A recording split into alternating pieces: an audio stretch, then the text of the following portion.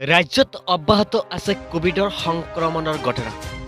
আজিৰ দিনটোত মুঠ 19 জন লোকৰ মৃত্যু হোৱাৰ খবৰ আহিছে। কালিৰ দিনটোত 20 জন লোকৰ মৃত্যু হৈছিল। পৰৱৰ্তী দিনটোত 21 জনৰ মৃত্যু হৈছিল। আজিৰ দিনটোত আক্ৰান্তৰ সংখ্যা 1801 লোক। কামৰূপ মহানগৰ জিলাত দিনটোত আক্ৰান্ত 389 গৰাকী লোক। সোমবাৰে কোভিড পজিটিভ ৰেট 4.66%। আজিৰ দিনটোত 19 জনৰ মৃত্যু হৈছে। এয়া আছিল বিগ ব্ৰেকিং নিউজ 111k।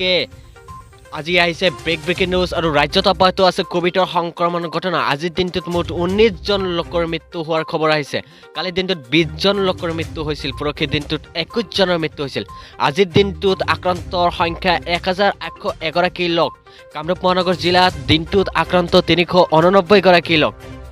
সোমবাৰে কোভিড পজিটিভ ৰেট 4.66%। আজিৰ দিনটোত 19 জনৰ মৃত্যু। এয়া আছিল ডাঙৰ খবৰ। আৰু আপোনালোকে এনেকুৱা ধৰণৰ নিউজ চোৱাৰ কাৰণে আপোনালোকে এই চেনেলখন ছাবস্ক্ৰাইব কৰি ৰাখক। জাষ্ট আপোনালোকে কোভিড আপডেট পাই যাব। জয়গড়ৰ পৰা Ruku Jahen, news 111k north east Assam. ধন্যবাদ।